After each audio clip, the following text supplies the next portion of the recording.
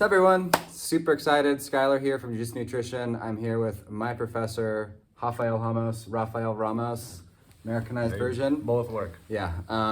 And today we're just going to be talking about a couple of things regarding Jiu Jitsu and, just kind of having a little chit chat, a little interview action. Let's do it. Cool. So actually, we're just up the street here from where we normally train. Yep. And we're under, number one, quarantine, but number two, Under construction. Yeah, we're the new school is coming up here pretty shortly. Yeah, I'm hoping to find out a date today. As soon as we're done here, I'm gonna jog over there, talk to the head construction guy there, and see if he can give us a solid date to come back. Yeah. Not the construction date, but a date. Yeah, yeah. But I'm excited. Like it should be pretty cool, right? There's gonna be like glass windows, and it's gonna be like way different. Yeah, way different, Bigger. way more bigger for sure. Bigger mats, which is very important. The whole space where our entire school is right now will be mats. Awesome. And all the office, changing room will be where we used to be. Yeah. Because this will be GB Encinitas version 4, right? The start of the racquetball court when I in 2005 before I moved here. Then we moved to where the fencing room was, and then to where we are right now, and now we're going back, adding the fencing room back to us. It's awesome, man. I'm excited. I honestly. And here's version 3.5. I can't wait to get back to train, man. So, anyway. I'm going crazy too. Yeah. Actually, let's talk about that. So, jumping in, how has quarantine been for you? Like, what have you been doing during quarantine? What's kind of changed for number one, you and personally, and then the school too? Like, what's kind of been happening? I think beginning was just trying to adapt, right? The new normal, staying at home all the time. We have a nanny that helps us 3 days a week, and she's not coming anymore. So Olive is with us all the time now, which is great. Spending more time with her, playing with her more. But I think the first 2-3 weeks was just, I was kind of lost. Didn't know what day of the week it was, that kind of stuff. Ate too much pasta. Yeah, eating anything you do, there's always a stop at the refrigerator because there's nothing to do, right? So we just eat more. Even Olivia, I mean, she's 2 now, and she's been eating way more than before. So, but after like 2-3 weeks, I like routine. Yeah. So I started to working out again. Like had a time of the day that I'm working out. Gracie Baja has a lot of meetings to help schools with the COVID and everything. So Monday, Wednesday, Friday, 9 a.m. there's a meeting on Facebook that I participate. So that gave me a routine as well. Yeah. After that, I usually go to the garage and work out. We got that Peloton spinning bike, which was cool. Yeah, really cool. I liked it. You're gonna become a cyclist now. Yeah. I'm gonna be the one. I bought the shoes and everything. I'm gonna be the one on in my car, maybe honking at you the whole time. Then. No, I don't know if I'm gonna take to the roads. To the streets. Yeah. It's a little dangerous on the streets. Exactly. I like the little screen, and I can do a 20-minute class. There you go. I don't have to there you go. spend for too long. Yeah. So I mean, now it's been the greatest thing about having a jiu-jitsu school is not the money, but is the lifestyle. So I do have, let's quote unquote, a lot of free time that I can spend with my family and everything. So that part didn't change. I mean, I increased the time that I have with Olivia now, but not great. I think someone who is used to going to the office from 8 to 9, 8 to 4, whatever, is feeling more than me. Yeah. Because I come and teach a class, then I go back home and see her, then I come again. But there's always like in the afternoon, in the morning, I have those hours at home. So it wasn't too bad to be honest. I miss training, I miss seeing you guys and being around people. You just miss me, but honest. Miss you, of course, and your mustache. But yeah, I mean, I think the social aspect of For the sure, school yeah. and it's Yeah, good. I try to keep tabs on a lot of people through texts and group messages, but it's not the same. Yeah, We for miss sure. the especially us being Brazilians. Very We're like true. huggers and everything. So yeah. That's actually really funny because I found that when I started my jiu-jitsu journey, like I didn't expect to be as socially active as I am now in the school. Like my initial kind of reasoning for going in was I was trying to find the most effective martial art because I wanted at some point in the future to teach my kids how to defend themselves. And I saw like a bunch of different videos, and I was looking on YouTube, and I saw eye poke. I saw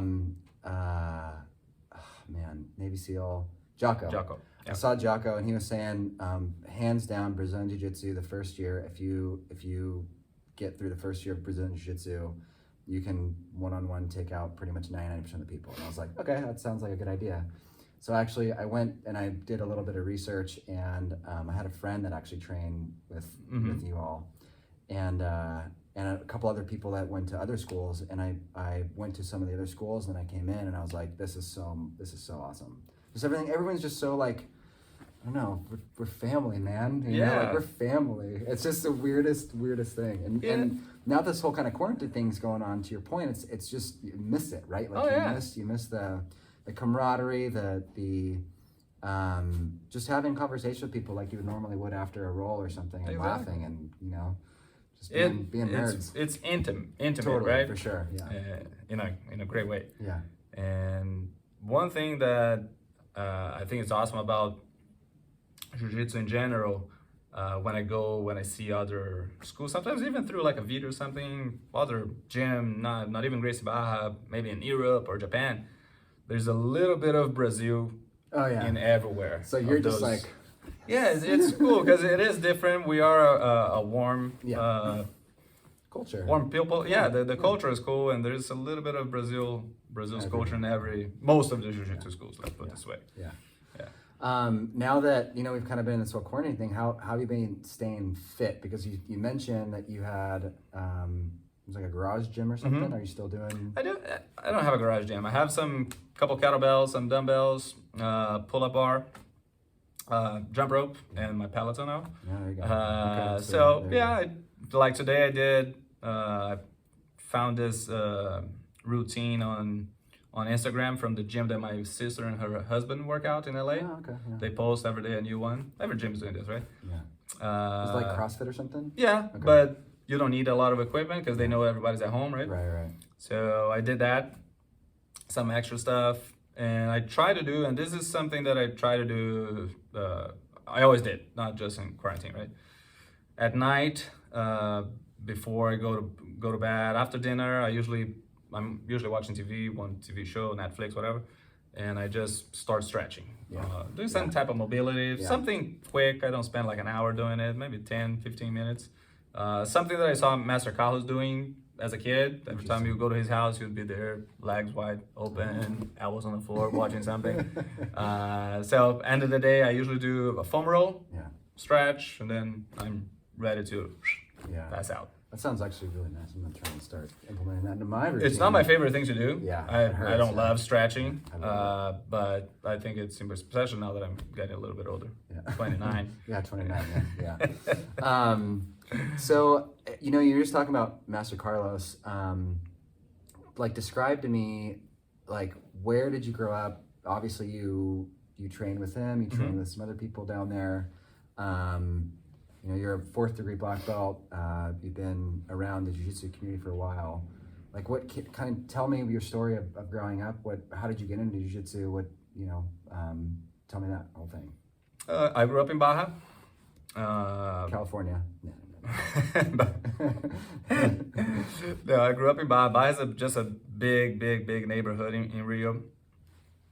Bigger than Encinitas, but it's just a neighborhood. And a lot of the guys who are still in Gracie Barra were my friends before I started Jiu-Jitsu.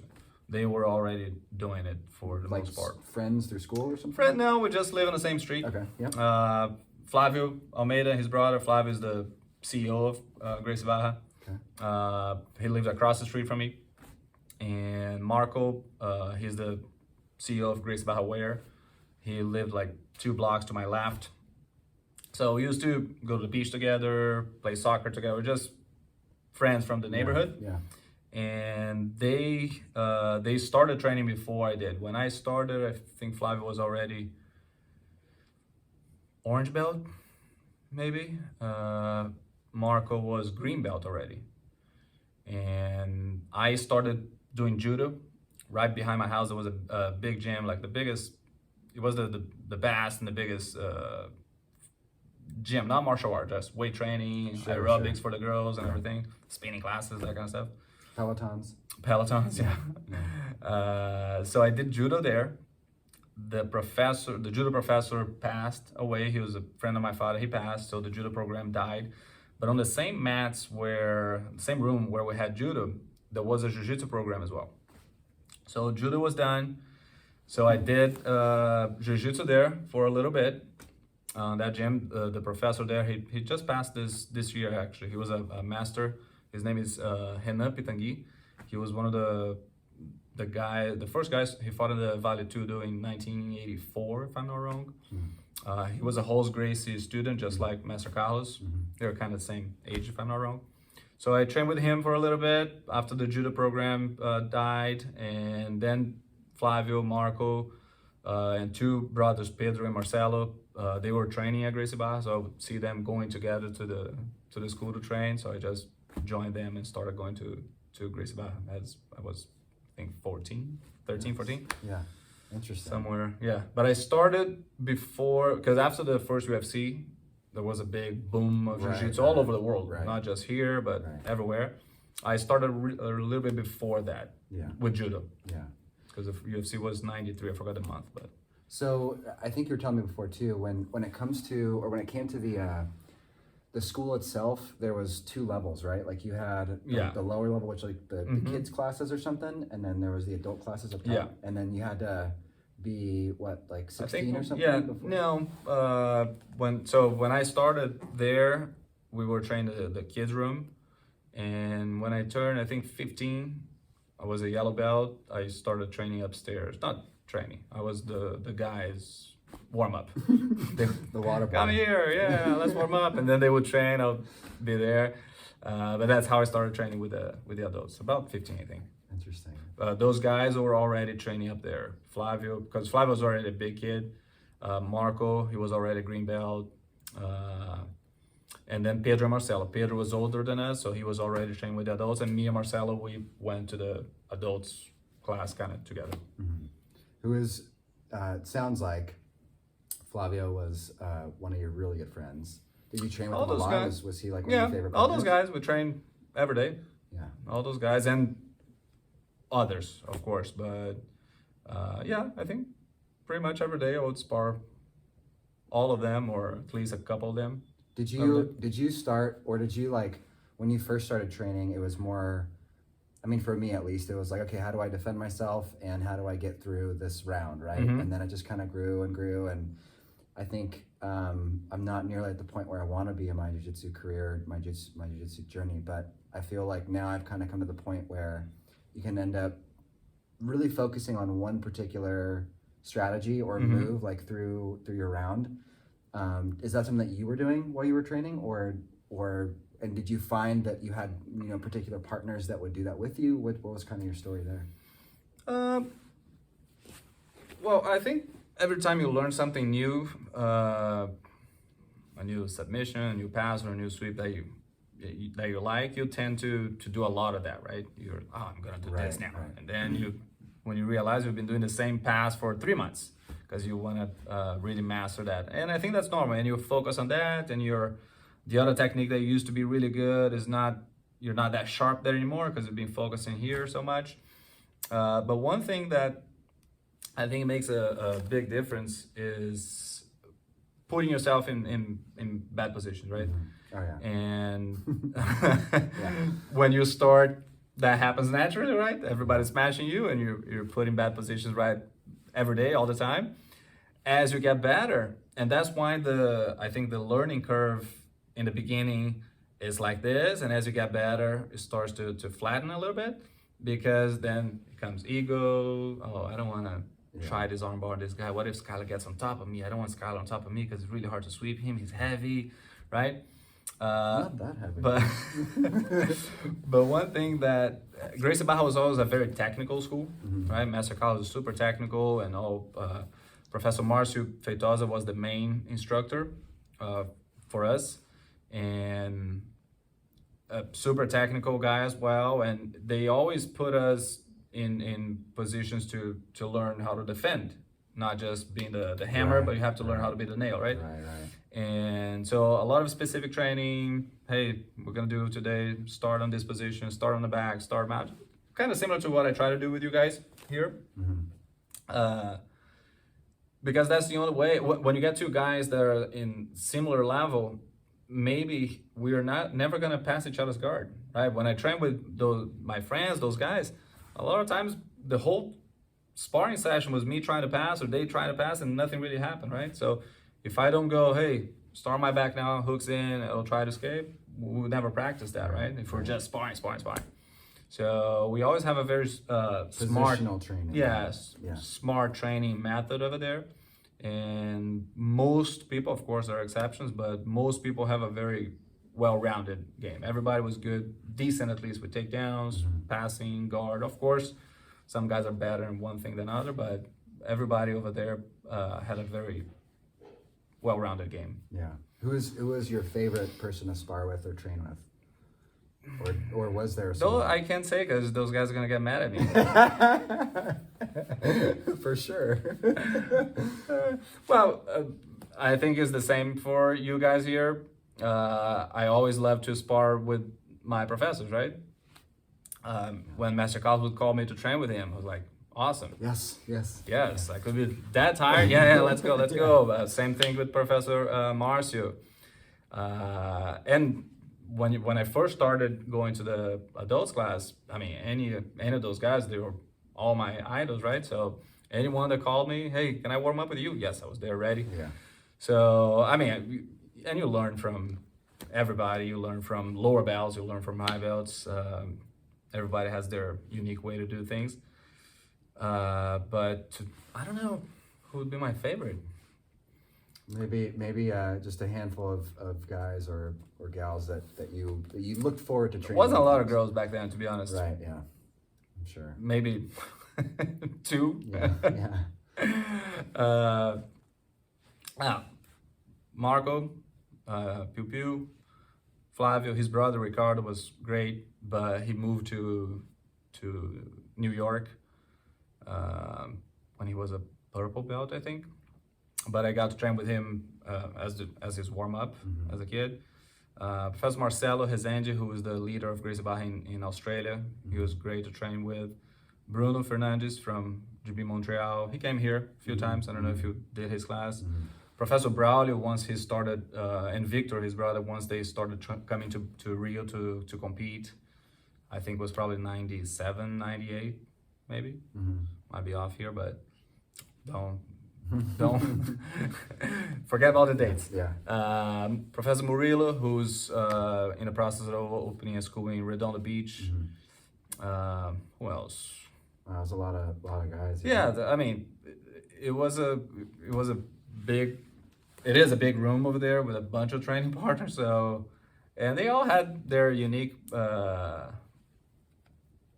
to train, and it would be good for a specific reason. It's good to train with him because of this, with that guy because of that. Carlos Lemos was one of the guys, is the guy from Downers Grove in Chicago. He was one of the training partners that I trained the most after class. So we would finish training, and we trained during class too, but after class, me and him was very common for us to do a flow roll. And we'll do like a 10, 15, 20-minute flow roll. We're just going like 50%, just going through almost like a cool down. And I did that a lot with him, a lot. Professor Marcelo, who's in Chicago as well. Jefferson. Man, there are too many. Yeah, there's a lot, yeah. And I'm pretty sure I forgot several. Yeah. But I don't know if I have a favorite. Yeah, Because it depends on your mood, right? That's true. Yeah, yeah. Some days you come in and you want a tough session. Yeah. My favorites will be this, and that guy. Some days you want something more technical. Those guys are my favorite. So it depends. Yeah. Very political. Oh, I'm answer. sure. I'm sure. I think just jiu-jitsu in general is speaking about like the schools, right? There's like, as we were talking, I think before we started the interview or the session here, like if someone moves from one school to another, it's like everyone knows about it. It's like, oh my gosh, this is crazy, right? And I think, you know, politics aside, is jiu-jitsu is just a language that we can all speak, right? So you obviously started at Gracie Barra, right? Like you've been Gracie Barra the whole time. Yep. So you know, I think for a lot of the people that I don't think I've ever trained at another school. No, and I had friends that train at different schools, but Yeah. I haven't. And back then, the rivalries between the schools were huge. Yeah. In Brazil, so it wasn't normal for I'm gonna go there and train. Right. People just wouldn't do that. Right. You'd almost stop jiu-jitsu. Yeah. You know, I'm just not gonna go. Yeah. Interesting. So obviously, like I know the lineage of you because you're my professor, and you know, so on and so on. Can you explain the lineage of where you came from, who you train under, who they train under, that kind of thing?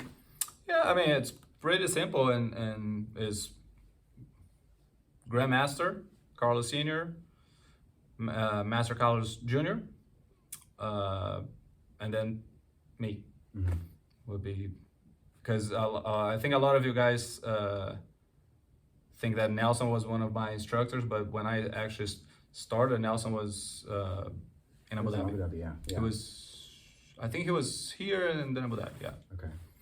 Oh, So wow. we have the same Yeah. lineage, right? So for him would be Carlos Senior, Carlos Juniors, and then him. Interesting. So you guys are pretty close to the source. The fountain of youth. Yes. Yeah. That's really interesting, because I think a lot of like there's so many schools and there's so many different lineages, but they all kind of branch from, you know, either Master Carlos or Master Carlos Senior, or you know, Elio or whatever. So. Yeah, and there is a. Did you ever train with Elio or No. anyone? No, because there are going back to you don't go to other schools. Making it simple, there's the Elio side of the family and there's the Carlos side of the family, right? We are on the Carlos side of the family, so the Elio side has the main school on that side. Let's put it this way: would be the Gracie Umaita. So no, we were rivals. Got it. I have a lot of friends that train there and they teach there, and we compete against each other, but always in a friendly, healthy way. Yeah. But we didn't cross train, because there was also that thing. Oh, you go there and they're gonna see what you're doing, and that guy's in my division, that kind of stuff back then. It's very competitive. Yeah, super competitive. It was all about competition back in the 90s. So no. Especially with UFC and everything starting, and that was probably just It was more. No, it was just the jiu-jitsu tournaments. Yeah, interesting. Nothing to do with MMA. The academies had a huge rivalry between them. Yeah, huge. Yeah, so interesting. I love that stuff, man. It's so cool. It's good. I mean, it was fun. It was fun. It made us train more, of course, right? And it started before my generation, but I got. Since I started in '94, I got the whole '90s were like that, and then 2000s, I think was a little bit more relaxed. Yeah. Much more. Yeah. Namaste. Very insidious of you.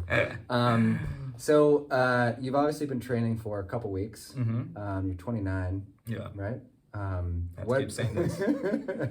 What was your favorite belt, and why was it your favorite belt? Purple. Okay, why? I like the collar. I look cool, and I think I think most people get their blue belt, right? A lot of people, yeah, no, I'm a blue belt, but a few people actually get to purple. Right. But now that I'm on the teaching side, a few people get to blue belt actually, right? Most people stop before. It's very true, because a lot of people that I've seen and friends even now. Yeah. It's a lot of people end up having other things that, you know, take precedence in their lives, and so they can't necessarily continue to train even after a couple months, which sucks, because it's like, it's, you know. Yeah, and I think sometimes they stop too soon because they're expecting something that they will learn right away, and Jiu-Jitsu takes time. Yeah. And they don't even get because it's just their experience is so short, they don't even experience the camaraderie, the social, because they don't connect with enough people right off the bat, right? Yeah. But purple for sure. That would be my answer, because purple was, and you have to understand that back in the 90s, right now you go to a tournament, there are 700 purple belts, right?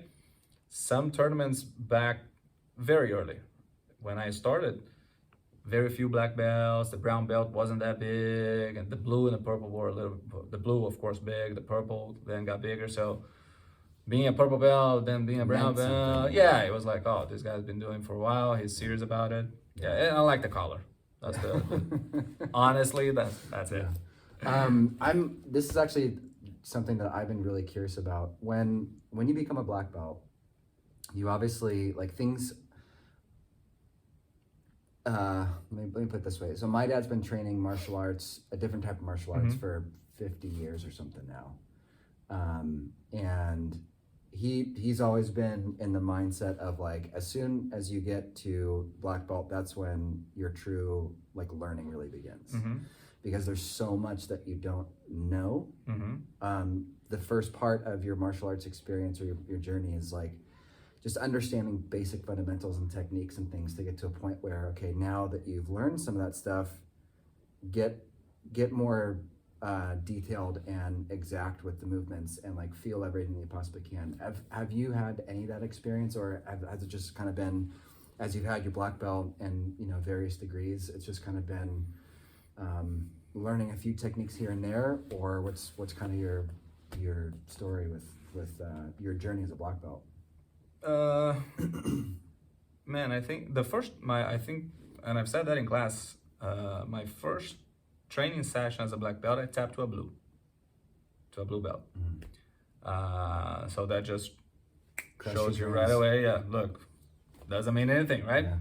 Yeah. But some people say, oh, the black belt is just the beginning, right? Now it really starts. Some people say that. Yeah, I think it's not necessarily the color of the belt, is more the time that you have been training that allows you to understand that Jiu-Jitsu is not a combination of techniques, but it's actually a combination of principles, right?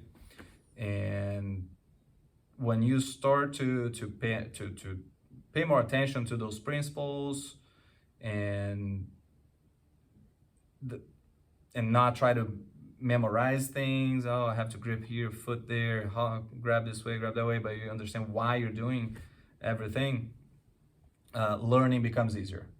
And this is maturity, basically. Yeah, like, exactly. Like, how many times in class have you heard I'm teaching a class and I say something and someone says from the back, like, oh, why didn't you say this 5 years ago? Yeah, I did. Yeah, You just didn't understand, right? You were not ready because you didn't have the knowledge yet to understand what I was talking about. So I think, yes, after a certain point, it's usually around the black belt, maybe brown for some, maybe purple for some, right? That those things are more clear, and you start to understand more those principles and apply them on the fly instead of having to think about. But the learning never ends. I mean, not saying that boxing is not a technical thing, because boxing is super technical, and I love boxing, but there's a jab, there's a straight, a cross, a hook. I don't know. We call it straight in Brazil. Okay. There's the hook, maybe an uppercut, there's of course the footwork, but that's about it. Those are the 4 punches, right? In Jiu-Jitsu, as you know, there are thousands of techniques, and you're probably gonna do it your own way because your body, your flexibility, and everything. So I'm learning. If you go to my Instagram, I have where you can save the posts and the videos.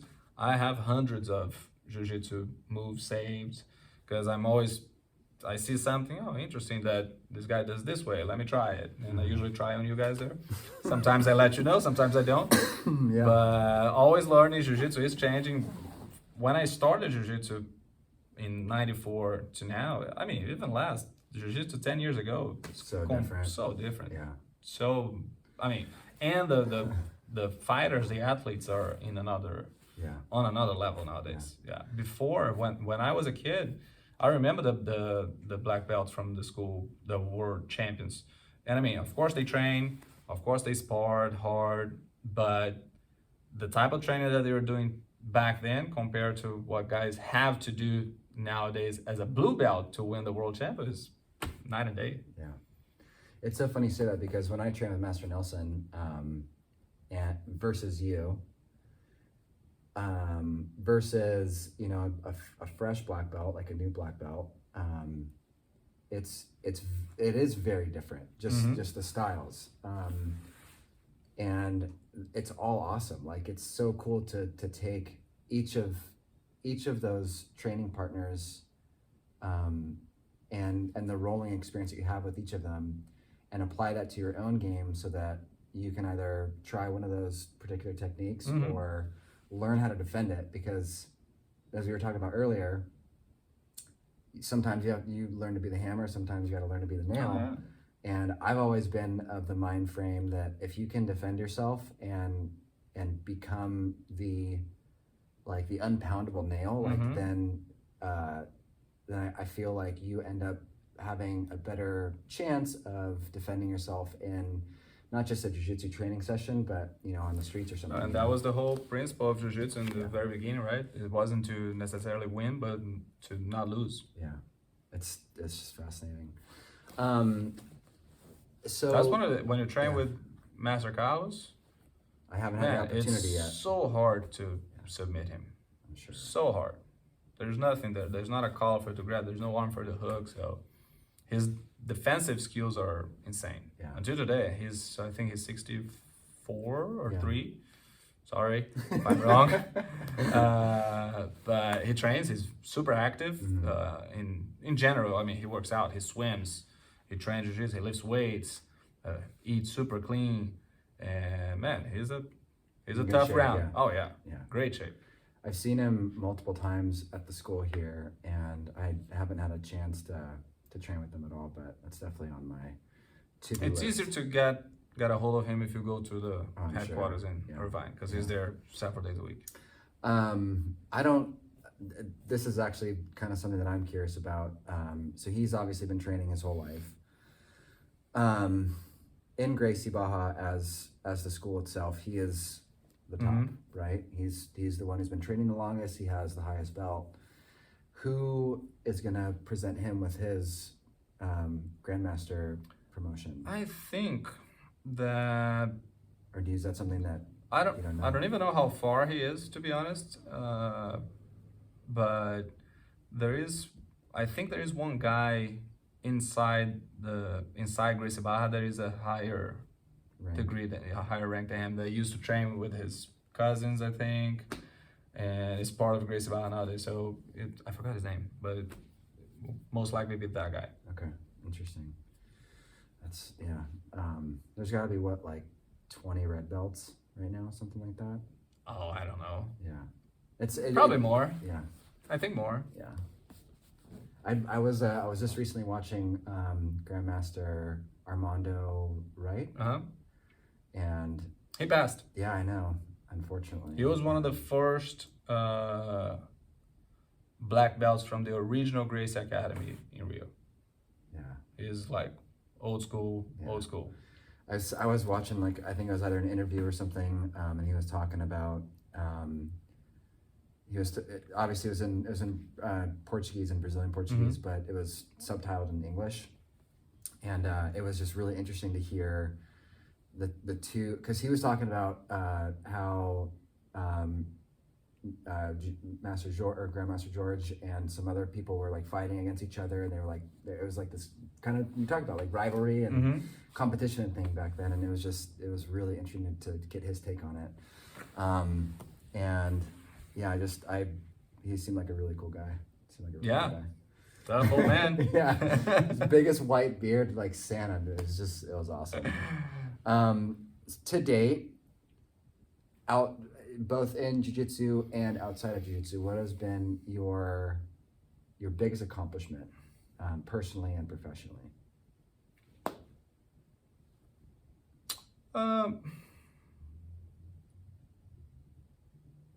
I know you sent me those questions, but I didn't think about it.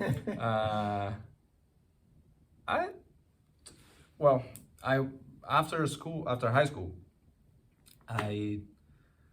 in Brazil, you don't have to go through like the junior college to go to law school, for example. You can go from high school straight to law school.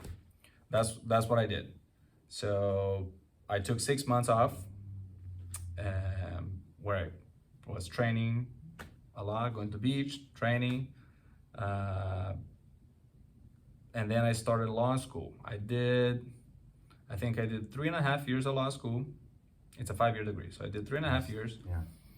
And then I was like, I'm not sure if I want to work with law, become a lawyer or a DA, whatever. So I switched to nutrition school. I did a year in nutrition school, and then I was like, that's not it either. Back to law school for another year. And in 2005, Nelson moved back to San Diego. His ex-wife was like, hey, I want to go back to San Diego, So boom, they came back. And we were really close back then, because when he came back from Abu Dhabi and he moved back to Rio, that's when I really met him, right? Because I met him in 96 probably, when he brought the guys from Abu Dhabi and here to compete at the first Worlds. But it was probably just, hey, hi, didn't even know who he was. Another black belt from Master Class, right? Yeah. And then he did that several years, until every year he would bring the gringos to compete at Worlds. Because if you were Brazilian, you had to qualify to compete at Worlds. But if you were from another country, you could just enter. And at Purple Belt one time, I fought 5 times. First, we had a qualifier inside Gracie Barra. Okay. And there was one qualifier that I fought 5 times inside Gracie Barra, just between teammates, to see who was going to represent Gracie Barra. And then that year, I had, what's the name of that? Mono. I had mono. Oh. So You're super sick. I was, I forgot how to say basso in English. But when you have mono, one of your organs here, they can grow. Spleen? I think it's your spleen, yeah. And mine was enlarged. Yeah. And the guy said, hey, stop your activities, blah, blah. So I didn't compete at the nationals or state, whatever. Because if you placed at those tournaments, you were automatically in Worlds. Okay. So I didn't compete several tournaments that would qualify me to Worlds that year. So I did a qualifier, Gracie Barra. 1 week prior to Worlds, I did the Worlds qualifier, another 4 fights, I think. And then you would fight the tournament the following weekend. A lot of fights. Yeah, but if you were American, Japanese, Chinese, hey, what's up? I'm here. Let me just walk right in. So I met Nelson in one of those trips, but when he moved back to Brazil, that's when we got really close, training together. He was one of my main training partners. We trained a lot together. And then he became my personal trainer. So every Monday, Wednesday, Friday, during the 6-month break that I took from school, Monday, Wednesday, Friday, 8 a.m. I was there working out with him. So 2005, he decided to move back, and he used to joke with my mom, hey, I'm gonna take your kid with me, blah, blah. And in, I think, spring 06, he called me and he was like, hey, I'm teaching at 2 places, I need some help here, do you wanna come check it out, see if you like it? I was like, sure. I was completely lost on as far as what to do with my life. I had gone back to law school, But I was gonna finish just to finish because there was like Couple one classes or semester something, to yeah. finish. I was looking into, as you know, I love snowboarding, so I was looking into that summer, which is our winter down there, going to Chile to be a snowboard instructor for the winter down there. I was like sending emails to some of the places in Chile and Argentina, and then he was like, "Hey, why don't you come check it out, see if you like it?" Big Bear's 2 hours away, bro. I had been here to San Diego before, but not Encinitas. Yeah. I did the Sandy downtown kind of thing. La Jolla, Yeah. Pacific Beach, Yeah. the zoo. Yeah. That's it. So Nelson used to live here on those condos right Oh, here. no way. Yeah, on Oh, Westlake. Wow. So just across the street from the gym. Yeah. So I stayed with him for I think a week or 10 days. Came, trained with him, taught classes. The first class that I taught, he introduced me the first day. Hey, this is Rafael, blah, blah, blah. He's gonna stay here with me for this week. And Wait, you were a purple belt back then? no, black belt. I got my black belt in 2003. Okay. And this was 06. Okay. And he was like, all right, teach the class. He walked away. Yeah. Just left the room, so I was looking at all those guys. Had never taught a class in English. Yeah. And I didn't know what to teach because there wasn't like a curriculum. There was not even a theme of the day. Like, oh, today is guard top. No, Yeah. it was like whatever. And I remember thinking, man, I have no idea what to teach. I still remember the class that I taught. So I spent that week with him, went back home, and I was like, Mom, I think I'm going. Yeah. So me and Barbara were boyfriend, girlfriend, and we talked. I was like, look, I'm going. I would like you to come. So in a month and a half, I think, I got married, got all the documents for the visa, blah, blah, boom, and I moved. So biggest accomplishment, I think, personally, I have to say my daughter. Yeah. For sure. I mean, you're a new dad too, so Yep. 100%. that's for sure. And professionally, I think this GB Encinitas. The move, Yeah. for sure. I never had another job that wasn't Jiu-Jitsu. This was not my first, because I did 2 student exchange programs when I was in college, 2 ski resorts. You work. The first one I did, the first one I worked in the kitchen was hard. Yeah, so sure. I did everything from washing dishes to making pizza, burgers, donuts, everything up in Oregon. I know who to call now. Mount Bachelor. I have a. I forgot everything already. They had a whole manual here on the wall, so it was easy to follow instructions. And then the second year I did to Lake Tahoe was a lift operator.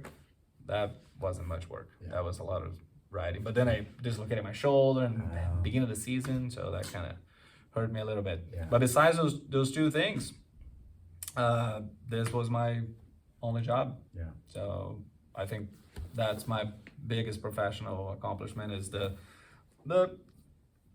not the business that we created here during those almost 14 years now.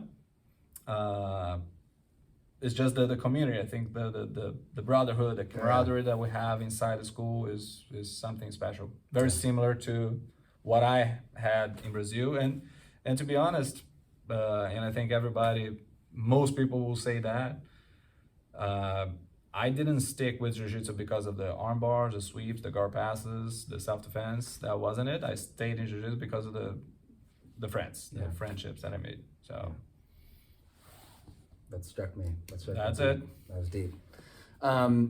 Moving into thank you for that. That was awesome. Moving into, as we get out of this quarantine and things are, hopefully going to go back to at least some level of normalcy. Mm-hmm. What are the goals now for 2020 and in 2021? Like, obviously we've got the new school, which is a huge accomplishment. Not that it was something that you guys had any control over, but that's awesome. That's really cool and exciting. But what else is for you personally and business wise? Like, what are kind of the goals for 2020, 2021? Well, me and Nelson, and we always had. We know how how impactful Jiu-Jitsu can be to one's life. So our goal is always to teach Jiu-Jitsu to the biggest number of people as possible. Not thinking about money, but I mean we don't share. Maybe we should do this, but we're not very good self-promoters. Yeah. But man, we got so many cool emails and tags about how it changed their lives and things like that. So the more we can do this, the better. We're still getting better at it as being teachers, as being business owners, and things like that. The new school will allow us to not just have a more comfortable space for everyone, training and watching class and everything, but we're going to be able to have the mats are going to be huge, so we can separate the mats into have 2 classes at the same time, which is going to facilitate for some families. But the goal is always to spread Jiu-Jitsu, change lives through Jiu-Jitsu as much as possible. Yeah, it's working, man. Yeah, it really is. And I'm spend more time on the mat. Yeah, hopefully sooner than later. Any last things that you want to say to your fans out there? Your friends and fans? I don't think I have fans, but I'm a fan. I'm trying to think who I forgot to mention in this video that will get mad at me. Yeah. So I can come up with an excuse to say their names. Right? I don't know. Okay. We're gonna have to edit this.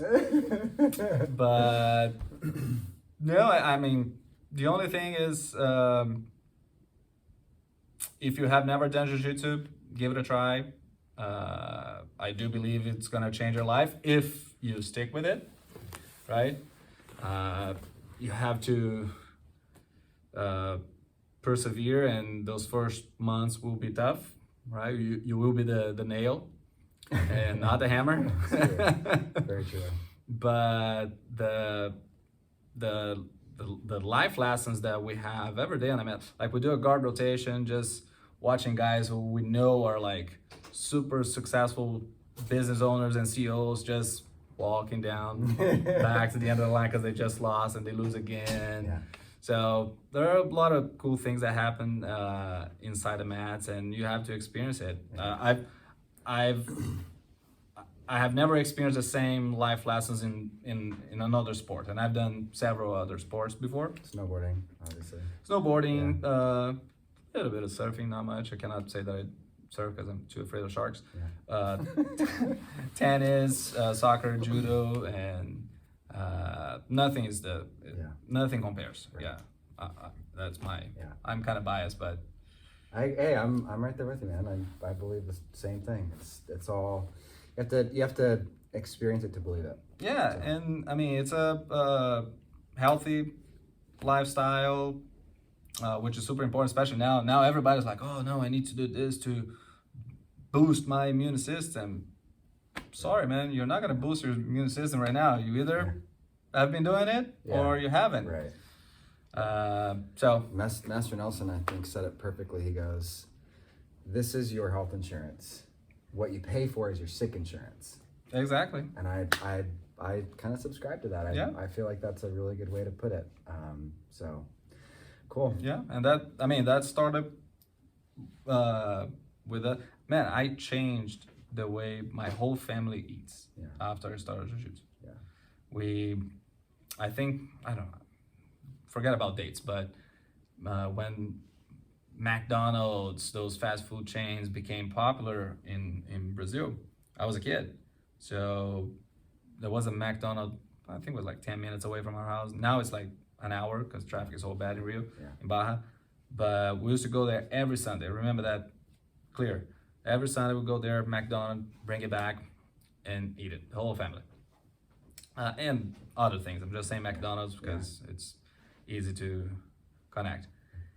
And one day I said that at the summit. I don't know if you guys were there, but one day I think I had just started training with the adults upstairs, as I was explaining, and Master Carlos was like, "Hey, Rafael, tell me describe me a day of your meals from breakfast to dinner. So I started, and my breakfast was those chocolate milk, like Nesquik, one of those things, right? Yeah. There's a famous one in Brazil called todinho. Same thing. And probably a sandwich of cheese and turkey breast, whatever. And he looked at me, stupid little boy, huh? I was like, Oh, man. and then I was like, hi. And he was like, have you seen a big horse, a big bull, one of those big animals drinking milk after they are older? I was like, no. He was like, why are you doing it? Yeah.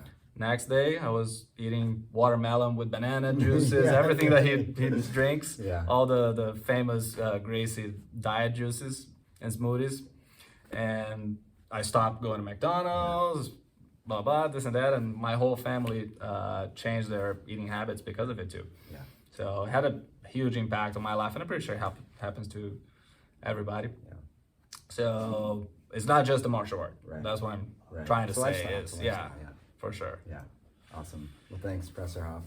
Super excited. We had a chance to do this little interview thing. That was great. All right. It's really fun. I appreciate your time. Awesome. All right, guys. Scott Anytime. from Jiu Jitsu Nutrition. We'll catch you guys later. Thanks so much.